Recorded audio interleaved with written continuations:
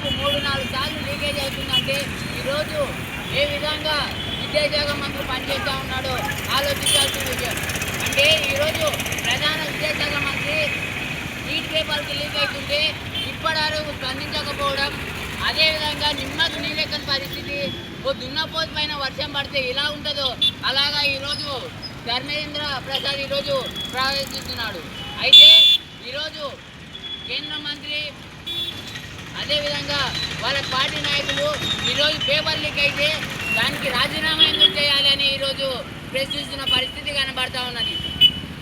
అంటే దాదాపుగా విద్యార్థుల జీవితాలతో చెలగాటం ఆడుతూ ఉన్నప్పటికీ, విద్యార్థుల భవిష్యత్తు ఒక శూన్యం చేస్తున్నప్పటికీ ఈరోజు విద్యాశాఖ మంత్రి, ప్రధాన విద్యాశాఖ మంత్రి కూడా ఇలాంటి స్పందన లేకుండా ఈరోజు వివరిస్తున్నాడు.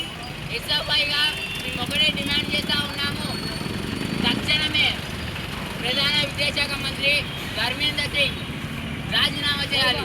లేదంటే దేశవ్యాప్తంగా ఈరోజు ఆందోళన చేయాల్సి ఉంటుంది. మేము విద్యార్థులుగా ఈరోజు విద్యార్థుల భవిష్యత్తుని ముందుకు తీసుకువెళ్ళాలని ఈరోజు కేంద్ర మంత్రి కేంద్రంలో ఉన్న బీజేపీ తక్షణమే ధర్మేంద్ర సింగ్ని రాజీనామా చేయాల్సిందిగా ఈరోజు ఎస్ఎఫ్ఐ మేము డిమాండ్ చేస్తూ ఉన్నాము. ఈ సభను పవన్ ముగించాల్సిందిగా కోరుతాము.